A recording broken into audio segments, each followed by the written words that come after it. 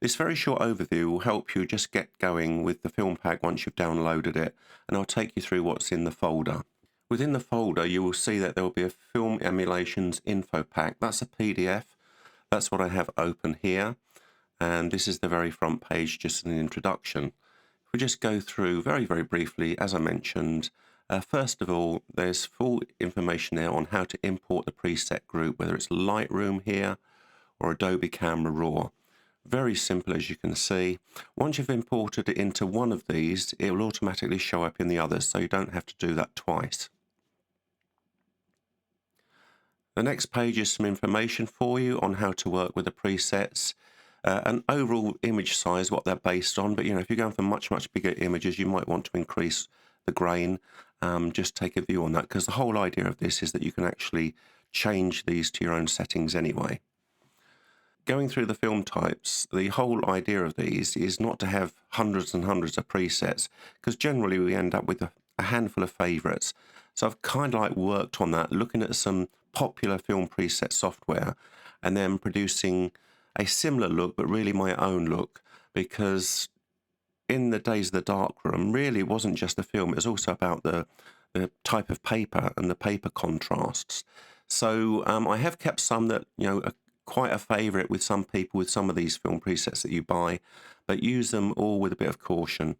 As mentioned, the paper contrasts, I've put a couple of contrasts in. I call them VC for variable contrast, and there's 2s, 3s, 4s, 5s. So there is some 5 pluses to be used with care, because some of these presets, they can look really good on a strong application. On some subject matter, you might find that actually it just makes things look too bad, and you can end up with what I call down here high contrast options that sometimes leave artifacts, particularly working with JPEGs where you get banding and some edge glow. But generally you might find that everything looks a bit overcooked, so be careful of that and always dial back if you need to. There are some colour tones as well as some neutrals as well, so you don't have to go mad with all of these sort of high contrast options that are there. The whole idea of the presets is that you can fine tune the result, so you can stay within Lightroom, you can stay within Adobe Camera Raw, put the preset in, and then if you need to go back to fine tune the contrast or the exposure, you can go and do that. So using the presets, remember that they will convert a color to black and white, but you can go straight in with black and white if you want. Bring your image in, adjust it to a certain degree if it's not coming in as a raw file. So if you bring it as a TIFF or a JPEG, then do what you'd normally do, save it as a TIFF or a JPEG, then bring it back into Adobe Camera Raw or to Lightroom. But you can work straight from a raw file, so come straight in from a raw file and add the preset and then fine tune it to your own liking. So a recommended workflow here to go through, and don't forget dodge and burn in particular. So even though the presets may well come up with a very good option for you, just have a little analysis of the image and say, do I need to put any dodging and burning in here? These days you don't need to do much in the way of sharpening, but if you do, make sure it is that last step there, okay? And if you want to make some variations, don't forget you can save in Lightroom and Adobe Camera Raw, save those variations as snapshots so you can go back to other ones that you've made. If you do adjust them, then the only areas that have been used for these presets are tone in Lightroom, or called light in Adobe Camera Raw. There may well be a curve adjustment, so look for that for tonal contrast. The grain will be in effects, and if any colour has been applied, then that will come under colour grading. Lastly on here, I have actually put together an example in this PDF of all of the presets for you. Now what's important with this is that I've saved these images at 100% based on an A4 PDF. So go to your PDF. Here we're showing it full page at 69%, but take it to 100% and you'll be able to see the exact feel of the grain as it's applied. So if you want to go through pictures and just see what you're going to get, this is where you can do that. And here you can obviously see the change in contrast as well. So that's a brief overview for you. I hope that helps. So let's go into Adobe Camera Raw and show you how to import them, and I'll also show 1 or 2 samples as well as looking at one in Lightroom as well. So the main thing is to go into Adobe Camera Raw. So we'll open up an image Go over to presets. Now I've already got mine here, but the way to bring those in is just come up to this little 3-dot menu item here, go to import profiles and presets, and then find where you downloaded it to. So you can see here we've got Light Academy film grain. Comes in as a zip file. Don't worry about unzipping it. All you've got to do is click on that and click on import. I won't do that as mine are already imported. Once you click on import, they will literally come in as a group here. And if it's not open, just click on the down arrow and that will open up and show you all of the presets. Okay, let's take a look at some images. Just to make things simpler, these are finished JPEGs, but you can use TIFFs or you can go straight with the raw file. I suggest with landscapes, maybe look at only the finer grains, maybe no more than 400, so that you retain all the detail. All you need to do is go over these, take a look and see what's happening, and see if you're happy with the contrast that's coming through. So you could turn around and say, this 100 roll tone retro works for me. I mean, it's very harsh in places. This is where if you want to, you could come back and say, well, look, that contrast is maybe a little bit high, and take that back a little bit.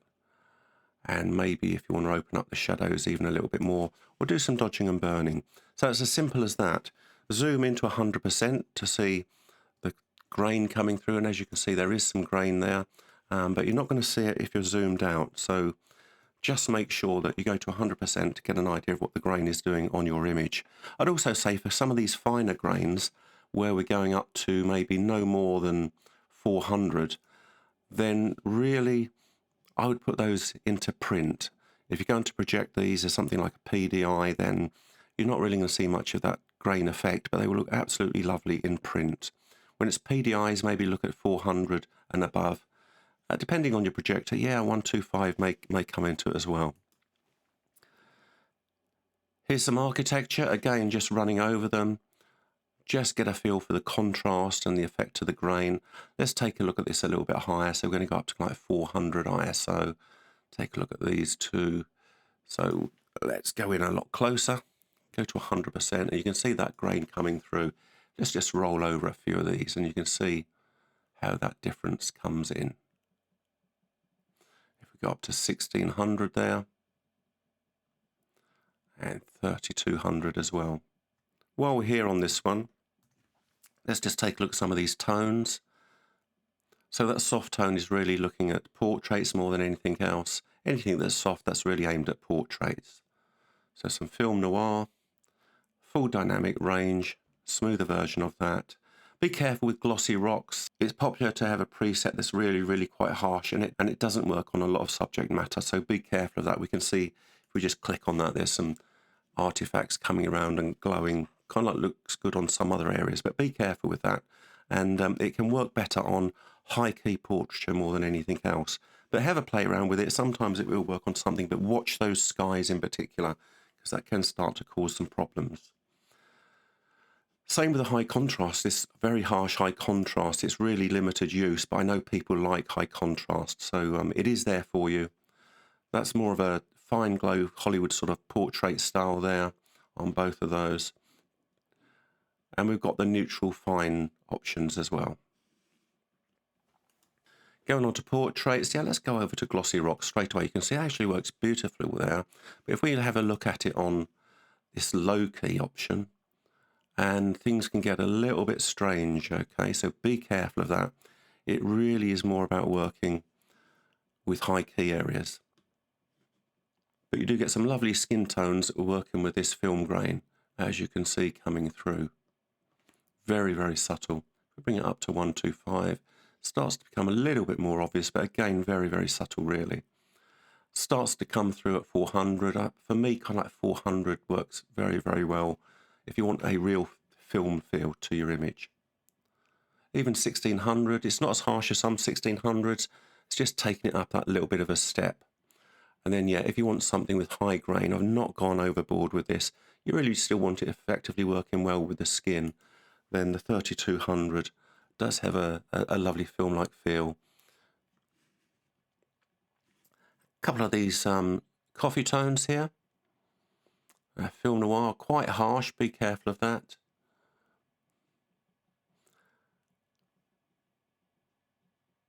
And then let's look at these Hollywood options. So fine glow there, and then a little bit higher contrast. If we go to this one here, which we totally messed up with glossy rocks, but we can start to look at some options here. You can see also kind of like when you get into low key, just have a flick around because you will see some of the darker areas start to come out of that blackness. As you can see with these ones here. But again, be careful with some of these high contrast. Like this is 5+, so really limited use, but it's there for people that like it really. The other thing I should say is when you feel like you've got one that you use a lot, so maybe we'll say 400 HP5 VC3, you can always highlight it as a favorite, and then when you go to your favorites up here, they will come in. So a quick way to go to your favorites there. Let's just flick over to Lightroom. Here in Lightroom, if you go to the Develop module, and you'll find your presets here. To import them, go to there, import presets, same procedure as before. Once they're in, you'll see them under presets. So again, we can just go over the top, just as we did before. No difference at all these days between Adobe Camera Raw and Lightroom when it comes to the Develop module. It's just a case of working in collections.